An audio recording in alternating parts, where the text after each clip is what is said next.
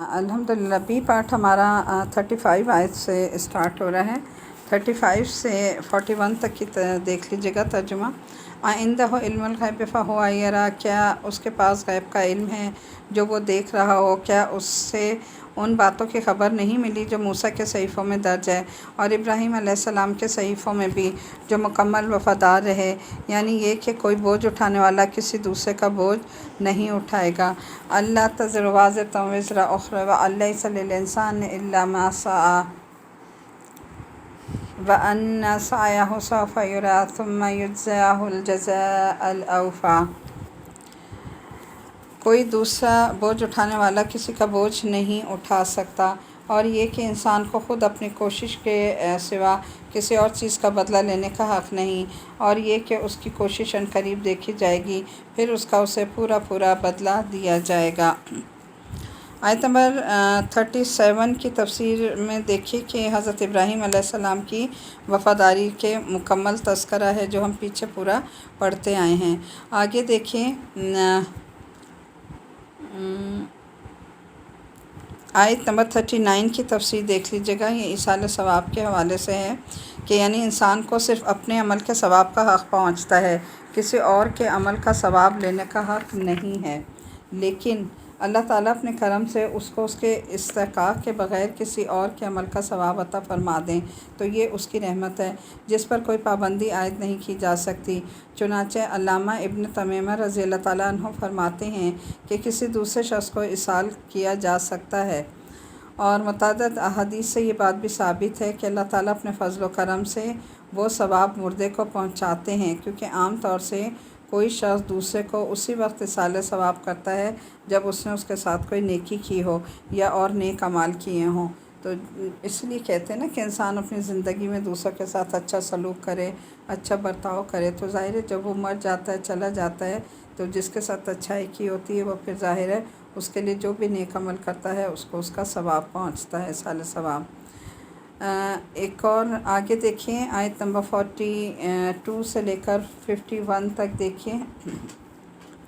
اور یہ کہ آخرکار سب کو تمہارے پروردگار ہی کے پاس پہنچنا ہے، اور یہ کہ وہی ہے جو ہنساتا اور رلاتا ہے، اور یہ کہ وہی ہے جو موت بھی دیتا ہے اور زندگی بھی، اور یہ کہ اسی نے نر اور مادہ کے 2 جوڑے پیدا کیے ہیں، وہ بھی صرف ایک بوند سے جب وہ ٹپکائی جاتی ہے، اور یہ کہ دوسری زندگی دینے کا بھی اسی نے ذمہ لیا ہے، اور یہ کہ وہی ہے جو مالدار بناتا اور دولت کو محفوظ کراتا ہے، اور یہ کہ وہی ہے جو شعرا ستارے کا پروردگار ہے، اور یہ وہی ہے کہ جس نے پچھلے زمانے کی قوم عاد کو ہلاک کیا اور سمود کو بھی، اور کسی کو باقی نہ رکھا۔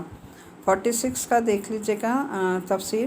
نطفہ تو ایک ہی ہوتا ہے، لیکن اسی کے ذریعے یعنی ایک ہی نطفے سے نر بھی پیدا ہوتا ہے اور مادہ بھی۔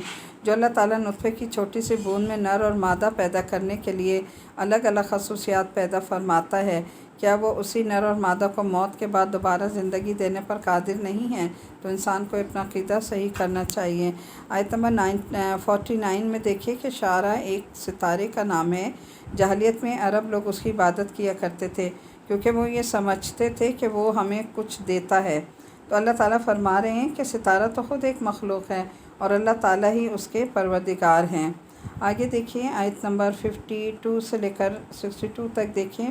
اور اس نے پہلے نوح علیہ السلام کی قوم کو بھی ہلاک کیا، بے شک وہ سب سے زیادہ ظالم اور سرکش تھے، اور جو بستیاں اوندھی گری تھیں ان کو بھی اسی نے اٹھا پھینکا، پھر جس خوفناک چیز نے انہیں ڈھانپا وہ انہیں ڈھانپ کر رہی۔ لہٰذا اے انسان تو اپنے پروردگار کی کون کون سی نعمتوں میں شک کرے گا؟ فَبِأَيِّ آلَاءِ رَبِّكَ تَتَمَارَىٰ۔ اور یہ پیغمبر بھی پہلے خبردار کرنے والے پیغمبروں کی طرح ایک خبردار کرنے والے ہیں، جو گھڑی جلد آنے والی ہے، وہ قریب آ پہنچی ہے، اللہ کے سوا کوئی نہیں ہے جو اسے ہٹا سکے۔ تو کیا تم اسی بات پر حیرت کرتے ہو اور اس کا مذاق بنا کر ہنستے ہو اور روتے نہیں ہو؟ لیس لہا من دون اللہ کاشفہ افمن ھذا الحدیث تعجبون وتضحکون ولا تبکون وانتم صامدون فاسجدوا للہ واعبدوا۔ آیت سجدہ ہے، یہاں پر سجدہ آپ پہ ہم پہ دونوں پہ واجب آ گیا، لہٰذا سجدہ ادا کر لیجیے گا۔ اچھا یہاں پر دیکھیے آیت نمبر 58 میں کہ اللہ کے سوا کوئی نہیں جو اسے ہٹا سکے، تو کیا تم اسی بات پر حیرت کرتے ہو، اس کا مذاق اڑاتے ہو، ہنستے اور روتے نہیں ہو، جبکہ تم تکبر کے ساتھ کھیل کود میں پڑے ہوئے ہو؟ اب بھی جھک جاؤ اللہ کے سامنے اور اس کی بندگی کر لو۔ آیت نمبر 55 کے دیکھیں تو اسی تفسیر، یعنی اے انسان، اللہ تعالیٰ نے تجھے ان عذابوں سے بچا کر جن نعمتوں میں رکھا ہے، پھر تیری ہدایت کے لیے قرآن کریم جن مختلف طریقوں سے تجھے متنبع کر رہا ہے، اور نبی کریم صلی اللہ علیہ وسلم جس محبت سے تجھے سمجھا کر تجھے عذاب سے بچانے کی کوشش کر رہے ہیں، ان نعمتوں میں سے کس کس نعمت میں شک کرے گا؟ تو یہ سجدے کی آیات تھی، اس پہ سجدہ کر لیجیے گا۔ سورہ قمر مکی صورت ہے، مکہ مکرمہ میں اس وقت نازل ہوئی جب حضرت صلی اللہ علیہ وسلم نے چاند کو 2 ٹکڑے کرنے کا معجزہ دکھایا، اسی لیے اس کا نام سورہ قمر رکھا۔ حضرت عائشہ رضی اللہ تعالیٰ عنہ فرماتی ہیں، صحیح بخاری کی حدیث ہے کہ جب یہ صورت نازل ہوئی اس وقت میں بچی تھی اور کھیلا کرتی تھی۔ صورت کا موضوع جو ہے دوسری مکی صورتوں کی طرح اس میں بھی وہی کفار عرب کو توحید کی دعوت ہے، رسالت اور آخرت پر ایمان لانے کی دعوت۔ اس میں عاد و سمود، حضرت نوح اور حضرت لوط علیہ السلام کی قوموں اور فرعون کے دردناک انجام کا مختصر لیکن بہت ہی بلیغ انداز میں تبصرہ فرمایا گیا، اور بار بار یہ جملہ دہرایا گیا کہ اللہ تعالیٰ نے نصیحت حاصل کرنے کے لیے قرآن کریم کو بہت آسان بنا دیا، تو کیا ہے کوئی جو نصیحت حاصل کرے؟ بسم اللہ الرحمن الرحیم۔ سورہ قمر۔ اقتربت الساعة وانشق القمر وإن يروا آية يعرضوا ويقولوا سحر مستمر فكذبوا واتبعوا أهواءهم وكل أمر مستقر۔ شروع اللہ کا نام لے کر جو بڑا مہربان نہایت رحم کرنے والا ہے۔ قیامت قریب آ لگی ہے اور چاند پھٹ گیا ہے، اور ان لوگوں کا حال یہ ہے کہ اگر وہ کوئی نشانی دیکھتے ہیں تو منہ موڑ لیتے ہیں اور کہتے ہیں کہ یہ تو ایک چلتا ہوا جادو ہے۔ انہوں نے حق کو جھٹلایا اور اپنے خواہشات کے پیچھے چل نکلے، اور ہر کام کو آخر کسی ٹھکانے پر ٹک کر ہی رہنا تھا۔ آیت نمبر 1 میں یہ دیکھیں کہ یہ قیامت کی علامتوں میں سے ایک علامت چاند کے 2 ٹکڑے ہونے کا معجزہ بھی تھا، جو حضرت صلی اللہ علیہ وسلم کے ہاتھوں ظاہر ہوا۔ اس کی تفصیل کچھ اس طرح سے ہے کہ ایک چاندنی رات میں مکہ مکرمہ کے کافروں نے حضور اقدس صلی اللہ علیہ وسلم سے کوئی معجزہ دکھانے کی فرمائش کی۔ اس پر اللہ تعالیٰ نے ایک کھلا ہوا معجزہ دکھایا کہ چاند کے 2 ٹکڑے ہوئے، جن میں سے ایک ٹکڑا جو ہے وہ پہاڑ کی مشرقی جانب جا کر چلا گیا، اور دوسرا ٹکڑا جو ہے وہ مغربی جانب، اور پہاڑ ان دونوں کے درمیان آ گیا۔ حضرت صلی اللہ علیہ وسلم نے لوگوں سے فرمایا کہ لو دیکھ لو۔ جب سارے لوگوں نے جو وہاں موجود تھے یہ حیرت انگیز نظارہ کر لیا تو یہ دونوں ٹکڑے آپس میں دوبارہ مل گئے۔ جب سارے لوگوں نے جو وہاں موجود تھے وہ اس مشاہدہ کیا تو انکار نہیں کر سکتے تھے، لیکن انہوں نے کہا کہ یہ تو کوئی جادو ہے، یعنی مانے پھر بھی نہیں، انہوں نے کہا نہیں یہ کوئی معجزہ نہیں ہے، یہ تو جادو ہے۔ بعد میں مکہ مکرمہ کے باہر سے آنے والے قافلوں نے بھی اس کی تصدیق کی، انہوں نے چاند کو 2 ٹکڑے ہوئے دیکھا تھا۔ ہندوستان کی تاریخ فرشتے میں بھی مذکور ہے کہ گوالیار کے راجہ نے یہ واقعہ خود دیکھا تھا۔ تو ظاہر اللہ تعالیٰ نے یہ معجزہ دکھایا، لیکن یہ پھر بھی ایمان جو ہے وہ نہیں لائے تھے۔ آگے دیکھیں آیت نمبر 4 سے لے کر 12 تک دیکھیں۔ اور ان لوگوں کو پچھلی قوموں سے واقعات کی اتنی خبریں پہنچ چکی ہیں جن میں تنبیہ کا بڑا سامان تھا، دل میں اتر جانے والی دانائی کی باتیں تھیں، پھر بھی یہ تنبیہات ان پر کچھ کارگر نہ ہوئیں۔ لہٰذا اے پیغمبر صلی اللہ علیہ وسلم تم بھی ان کی پرواہ مت کرو۔ جس دن پکارنے والا ایک ناگوار چیز کی طرف بلائے گا، اس دن یہ اپنی آنکھیں جھکائے قبروں سے اس طرح نکل کھڑے ہوں گے جیسے ہر طرف پھیلی ہوئی ٹڈیاں دوڑے جا رہے ہوں گے اسی پکارنے والے کی طرف۔ یہی کافر جو قیامت کا انکار کرتے تھے کہیں گے یہ تو بہت ہی کٹھن دن ہے۔ ان سے پہلے نوح علیہ السلام کی قوم نے بھی جھٹلانے کا رویہ اختیار کیا، انہوں نے ہمارے بندے کو جھٹلایا اور کہا کہ یہ دیوانے ہیں، اور انہیں دھمکیاں دی گئیں۔ اس پر انہوں نے اپنے پروردگار کو پکارا کہ میں بے بس ہو چکا ہوں، اب آپ ہی بدلہ لے لیجئے۔ فدعا ربہ انی مغلوب فانتصر ففتحنا ابواب السماء بماء منہمر۔ آپ ہی بدلہ لیجئے، چنانچہ ہم نے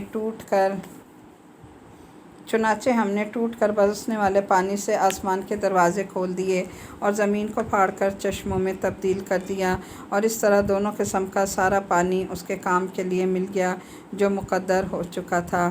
आयत नंबर 12 में देखें कि ये जो ज़िक्र किया जा रहा है ना अज़ाब या तूफ़ान का, वो ये हुआ था कि अल्लाह ताला ने एक तो ऊपर से आसमान पर से बारिश, मूसलाधार बारिश बरसाई ना, और दूसरे ये हुआ कि ज़मीन के नीचे से भी पानी उबलना शुरू हो गया, यानी अल्लाह ने नीचे से चश्मों को जारी कर दिया, और इस तरह वो दोनों पानी मिलकर एक ज़बरदस्त तूफ़ान आ गया जिसमें अल्लाह ताला ने इनकी सारी कौम को मलियामेट कर दिया।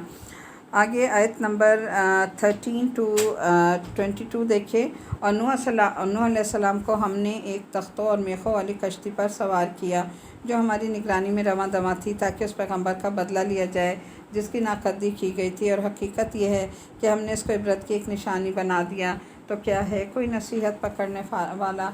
फ़कैफ़ कान अज़ाबी नुज़ुर वलक़द यस्सरनल क़ुरआन फ़हल मिन मुद्दकिर। और हकीकत यह है कि हमने कुरान को नसीहत हासिल करने के लिए आसान कर दिया है। अब है क्या कोई नसीहत हासिल करने वाला? आद की कौम ने भी तंबीह करने वालों को झुटलाने का रवैया अख्तियार किया। फिर देख लो कि मेरा अज़ाब और मेरी तंबीहात कैसी थी। हमने एक मुसलसल नहुसत के दिन में उन पर तेज़ आंधी वाली हवा छोड़ दी जो लोगों को इस तरह उखाड़ फेंक देती थी जैसे वो खजूर के उखड़े हुए दरख्त के तने हों।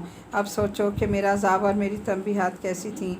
और हकीकत यह है कि हमने कुरान को नसीहत हासिल करने वालों के लिए फ़कैफ़ कान अज़ाबी व नुज़ुर वलक़द यस्सरनल क़ुरआन फ़हल मिन मुद्दकिर। और हकीकत यह है कि हमने कुरान को नसीहत हासिल करने के लिए आसान बना दिया। अब है क्या कोई नसीहत हासिल करने वाला? आयत नंबर 23 से 32 तक देखिए। समूद की कौम ने भी तंबीह करने वालों को झुटलाने का रवैया इख्तियार किया। चुनाचे कहने लगे कि क्या हम अपने ही में से एक तन्हा आदमी के पीछे चल पड़ें? ऐसा करेंगे तो यकीनन हम बड़ी गुमराही और दीवानगी में जा पड़ेंगे। भला क्या हम सारे लोगों के दरमियान यही एक शख्स रह गया था जिस पर नसीहत नाजिल की गई? नहीं, बल्कि दरअसल ये परले दर्जे का झूठा शेखी बाज शख्स है।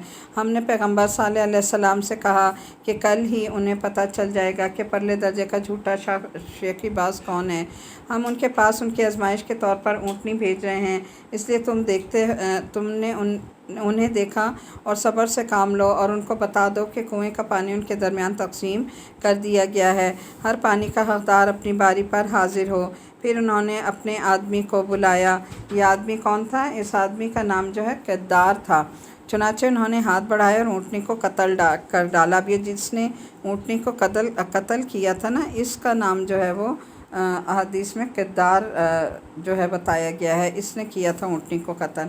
अब सोचो कि मेरा अज़ाब और मेरी तंबीहात कैसी थी। हमने उन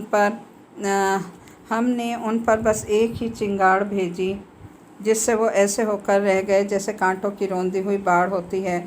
और हकीकत ये है फ़कैफ़ कान अज़ाबी व नुज़ुर इन्ना अर्सलना अलैहिम सैहतन वाहिदतन फ़कानू कहशीम मुहतज़िर वलक़द यस्सरनल क़ुरआन लिज़्ज़िक्र फ़हल मिन मुद्दकिर। और हकीकत ये है कि हमने कुरान को नसीहत हासिल करने वालों के लिए आसान कर दिया है। अब है कोई क्या जो नसीहत हासिल करे?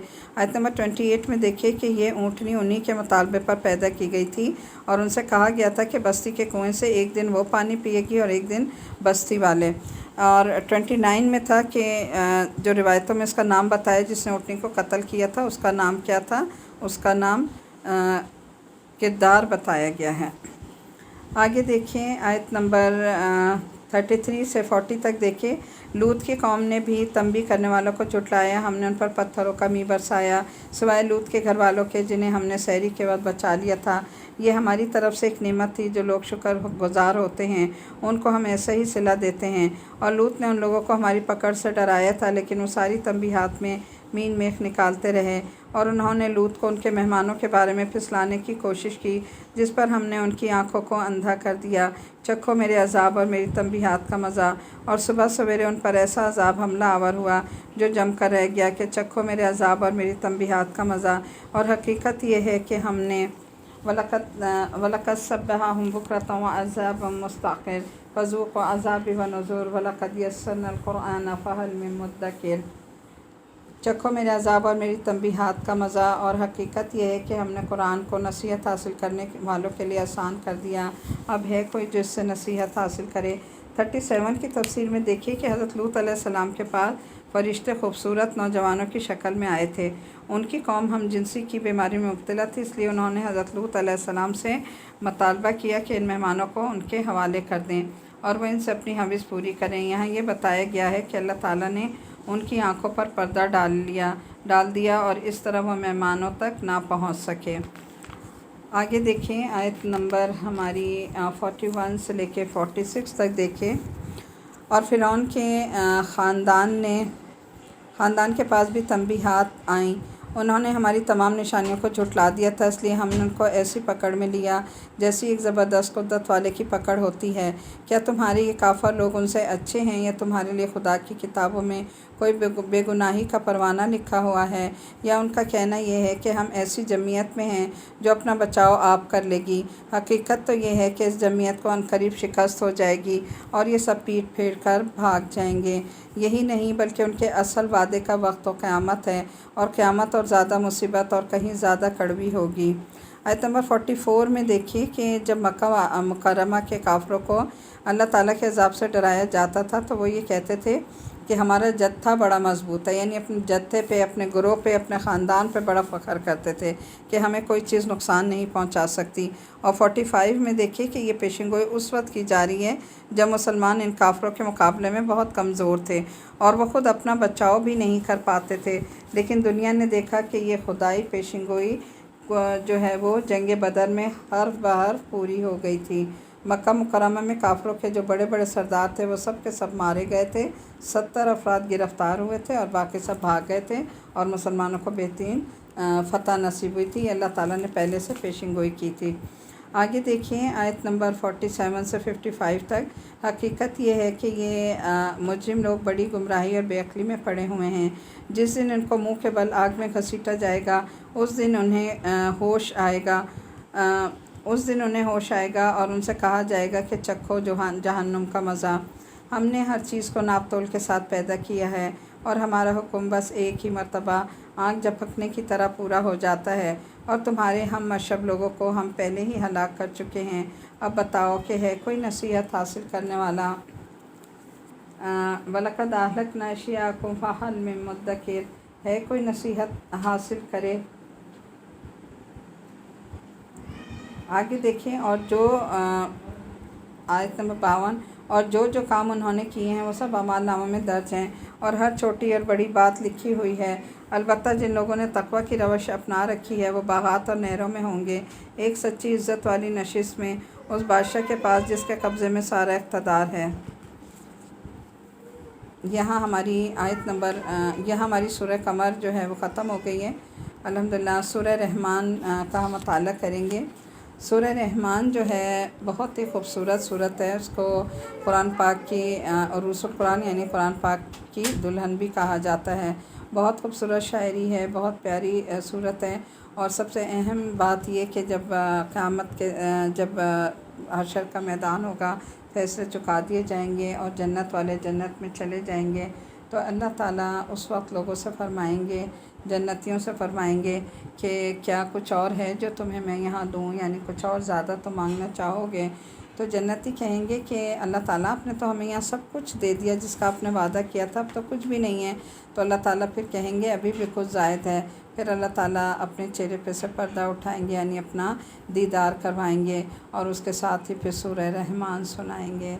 तो अल्लाह ताला हमें सबको वो जन्नत नसीब करे जहाँ अल्लाह ताला सूरह रहमान सुनाएंगे। उससे पहले हमें ख़ुद अल्लाह ताला इसे बेहतरीन तरीके से पढ़ने और इसको ज़बानी याद करने की तौफ़ीक़ अता फ़रमा दे। तो सूरह रहमान जब भी पढ़ा करें, इससे दुआ भी मांगा करें कि अल्लाह हमें अपना दीदार नसीब फ़रमाए और अपनी ज़बान से सुनाए। और दूसरे इसमें जो एक आयत बार बार आएगी ना, इसमें सूरह रहमान में फ़बीअय्यि आलाइ रब्बिकुमा तुकज़्ज़िबान, कि तुम अपने रब की किन किन नेमतों को झुटलाओगे। तो इसके जवाब में आपने कहना है कि अल्लाह ताला हम आपकी किसी भी नेमत को नहीं झुटलाते। उर्दू में आप इसका ये जवाब देंगे। سورت سے پہلے تھوڑا سا اس کا بیک گراؤنڈ دیکھ لیتے ہیں۔ یہ صورت وہ واحد صورت ہے جس میں بیک وقت انسان اور جنات دونوں کو صراحت کے ساتھ اللہ تعالیٰ نے مخاطب فرمایا ہے۔ دونوں کو اللہ تعالیٰ کی وہ بے شمار نعمتیں یاد دلائی گئی ہیں جو اس کائنات میں پھیلی پڑی ہیں، اور بار بار یہ فقرہ جو ہے وہ دہرایا گیا کہ فَبِأَيِّ آلَاءِ رَبِّكُمَا تُكَذِّبَانِ کہ اب تم دونوں اپنے پروردگار کی کون کون سی نعمتوں کو جھٹلاؤ گے۔ اپنے اسلوب اور فصاحت و بلاغت کے اعتبار سے بھی ایک منفرد صورت ہے جس کی تاثیر کو کسی اور زبان میں ترجمہ کر کے منتقل نہیں کیا جا سکتا۔ اس بارے میں روایات جو ہیں وہ مختلف ہیں کہ یہ مکی ہے، یہ مدنی ہے، لیکن زیادہ اس میں جو ہے نسخوں میں اس کو مدنی قرار دیا گیا ہے۔ بہرحال واللہ اعلم بالصواب۔ بسم اللہ الرحمن الرحیم۔ سورہ رحمان۔ شروع اللہ کا نام لے کر جو بڑا مہربان نہایت رحم کرنے والا ہے۔ الرحمن علم القرآن خلق الانسان علمہ البیان الشمس والقمر بحسبان والنجم والشجر یسجدان ورفع ووضع الميزان الا تطغوا في الميزان واقیموا الوزن بالقسط ولا تخسروا الميزان والارض وضعها للانام فيها فاكهة والنخل ذات الاكمام والحب ذو العصف والريحان فبأي آلاء ربكما تكذبان۔ وہ رحمان ہی ہے جس نے قرآن کی تعلیم دی، اسی نے انسان کو پیدا کیا، اسی نے انسان کو بات کرنے کا صحیح طریقہ سکھایا۔ سورج اور چاند ایک حساب میں جکڑے ہوئے ہیں اور بیلیں اور درخت سب اس کے آگے سجدہ ریز ہیں۔ اس میں دیکھیں آیت نمبر 1 میں یہ ہے کہ مشرکین مکہ اللہ تعالیٰ کے نام رحمان کو نہیں مانتے تھے، اور وہ کہتے تھے کہ ہم نہیں جانتے کہ یہ رحمان کیا ہوتا ہے۔ ایسا معلوم ہوتا ہے کہ رحمان کے نام سے ان لوگوں کو چڑ تھی، وہ اس لیے کہ اگر ہر طرح کی رحمت اللہ تعالیٰ کے ساتھ خاص مان لی جائے تو پھر ان من گھڑت خداؤں کے حصے میں کچھ نہیں آتا جس سے یہ اپنی مرادیں مانگا کرتے تھے، اور اسی طرح اللہ تعالیٰ کو رحمان مان لینے سے خود بخود ان کے شرک کی نفی بھی ہوتی ہے۔ اس صورت میں اللہ تعالیٰ نے فرمایا کہ رحمان اسی اللہ تعالیٰ کا نام ہے جس کی رحمتوں سے یہ ساری کائنات بھری ہوئی ہے، اس کے سوا کوئی نہیں جو تمہیں رزق، اولاد یا کوئی اور نعمت دے سکے، اس کے لیے عبادت کا حقدار صرف وہی ہے، کوئی اور نہیں۔ اچھا، آیت نمبر 6 میں دیکھیں یہ جو سجدے کی بات ہوئی، سجدہ حقیقی بھی ہو سکتا ہے کیونکہ قرآن کریم میں کئی جگہ یہ فرمایا کہ تمام مخلوقات میں کچھ نہ کچھ احساس جو ہے وہ موجود ہے۔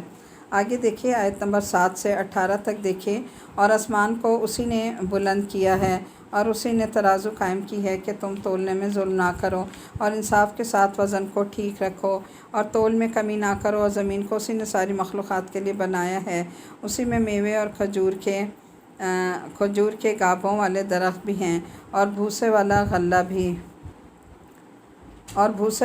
اور خوشبودار پھول بھی۔ اے انسانوں اور جنات، اب بتاؤ کہ تم دونوں اپنے پروردگار کی کون کون سی نعمتوں کو جھٹلاؤ گے۔ اسی نے انسان کو ٹھیکرے کی کھنکھناتی ہوئی مٹی سے پیدا کیا اور جنات کو آگ کی لپٹ سے پیدا کیا۔ اب بتاؤ کہ تم دونوں اپنے پروردگار کی کون کون سی نعمتوں کو جھٹلاؤ گے۔ دونوں مشرقوں اور دونوں مغربوں کا پروردگار وہی ہے، رب المشرقین و رب المغربین فبأي آلاء ربكما تكذبان۔ دونوں مشرق و مغرب کا رب وہی ہے، اب بتاؤ کہ تم اپنے پروردگار کی کون کون سی نعمتوں کو جھٹلاؤ گے۔ اس کے بعد آگے ہے، اسی نے 2 سمندروں کو اس طرح چلایا۔ آیت نمبر 19 سے لے کے 29 تک دیکھیں، اسی نے 2 سمندروں کو اس طرح چلایا کہ وہ دونوں آپس میں مل جاتے ہیں، پھر بھی ان کے درمیان ایک آڑ ہوتی ہے کہ وہ دونوں اپنی حد سے نہیں بڑھتے۔ اب بتاؤ کہ بینہما برزخ لا یبغیان فبأي آلاء ربکما تکذبان۔ اب بتاؤ کہ تم اپنے رب کی کون کون سی نعمتوں کو جھٹلاؤ گے۔ اے رب، ہم آپ کی کسی بھی نعمتوں کو نہیں جھٹلاتے، اور اسی کے قبضے میں وہ جہاز ہیں جو سمندر میں پہاڑوں کی طرح اونچے اونچے کھڑے کیے گئے ہیں۔ فبأي آلاء ربکما تکذبان۔ اب بتاؤ کہ تم دونوں اپنے پروردگار کی کون کون سی نعمتوں کو جھٹلاؤ گے۔ اس زمین میں جو کوئی ہے فنا ہونے والا، اور صرف تمہارے پروردگار کی جلال والی فضل و کرم والی ذات باقی رہے گی۔ فبأي آلاء ربکما تکذبان۔ اب بتاؤ کہ تم دونوں اپنے پروردگار کی کون کون سی نعمتوں کو جھٹلاؤ گے۔ آسمانوں اور زمین میں جو بھی ہیں اسی سے اپنی حاجتیں مانگتے ہیں، وہ ہر روز کسی نئی شان میں ہے۔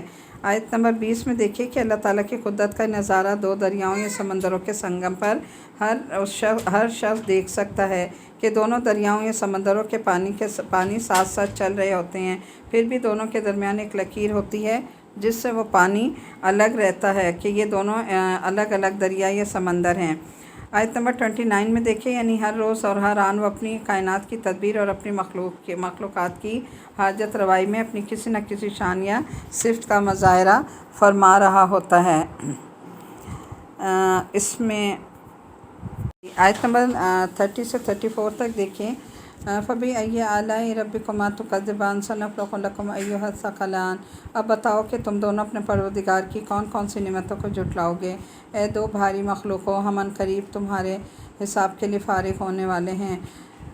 فَبِأَيِّ آلَاءِ رَبِّكُمَا تُكَذِّبَانِ۔ اب بتاؤ کہ تم دونوں اپنے پروردگار کی کون کون سی نعمتوں کو جھٹلاؤ گے۔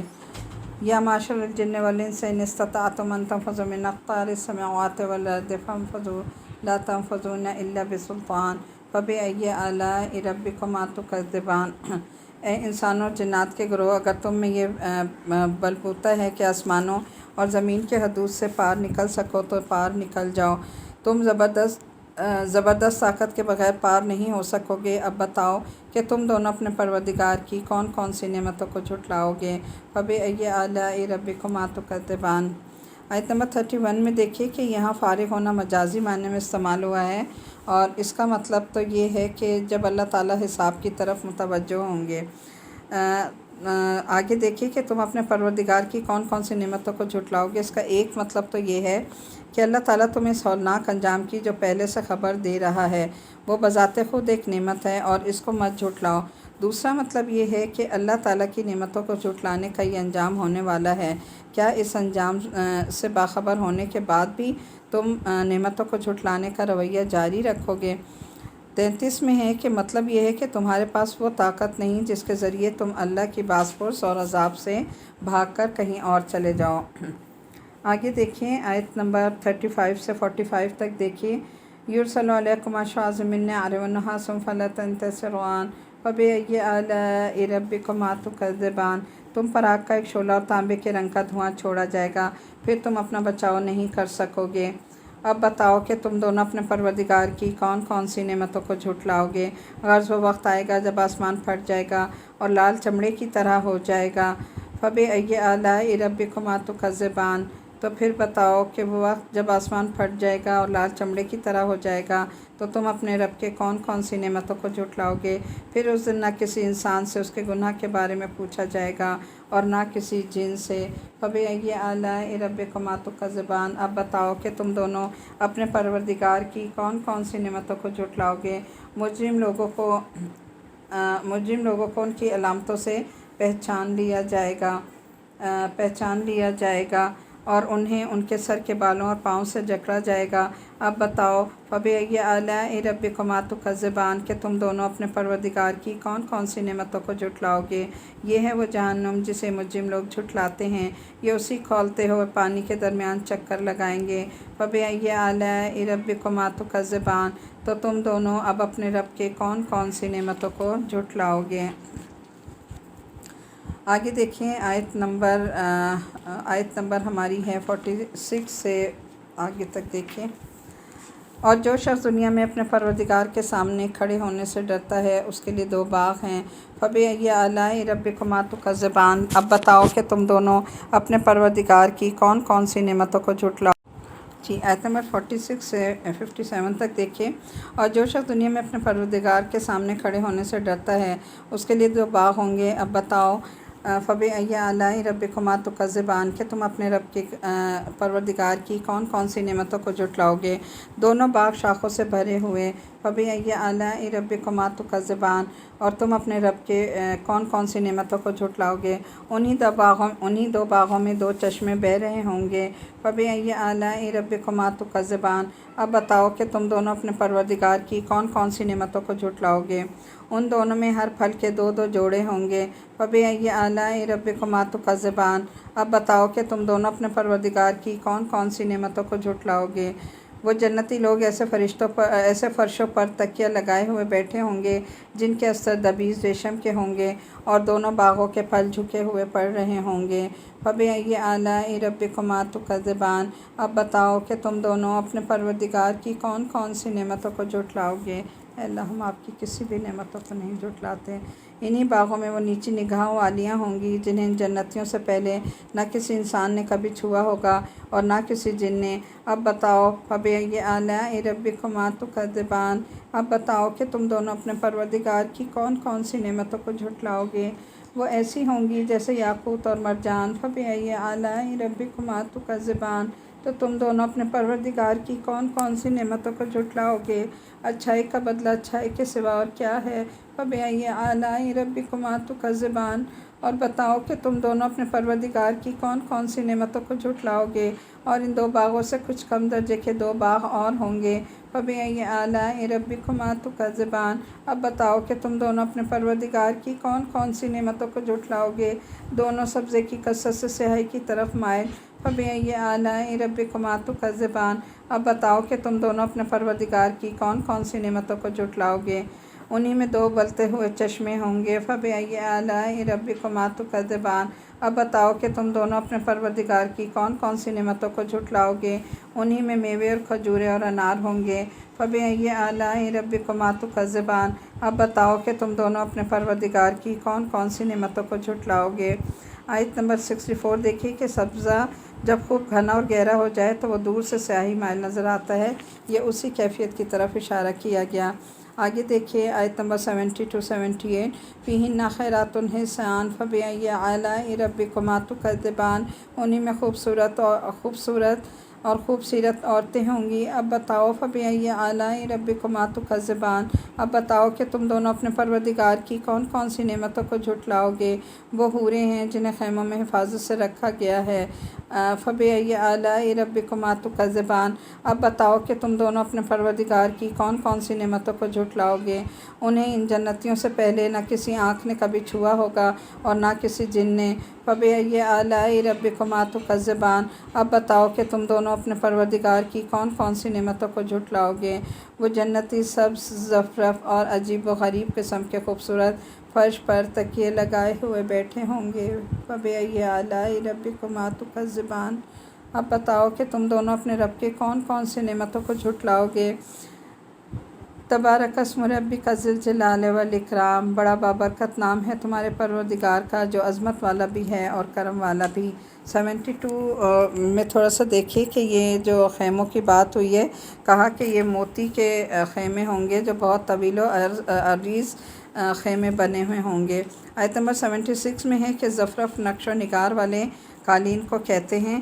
یہاں واضح رہے کہ جنت کی نعمتوں میں سے جن جن چیزوں کا ذکر فرمایا گیا ہے، اگرچہ دنیا میں بھی ان کے وہی نام ہیں، لیکن ان کی حقیقت، ان کا حسن اور ان کی لذت دنیا کے مقابلے میں کہیں زیادہ ہوگی۔ حدیث کے مطابق اپنے نیک بندوں کے لیے اللہ نے ایسی نعمتیں تیار کی ہیں جو آج تک نہ کسی آنکھ نے دیکھی، نہ کسی کان نے سنی ہیں اور نہ کسی کے دل پر ان کا خیال گزرا۔ اللہ تعالی ہم سب کو ان سے بہرہ مند فرما دے، آمین یا رب العالمین۔ سورہ رحمان تک ہمارا دوسرا پارٹ مکمل ہوا ہے۔ آگے پھر ہم انشاءاللہ جو سورہ واقعہ ہے تیسرا پارٹ اس سے ہم شروع کریں گے۔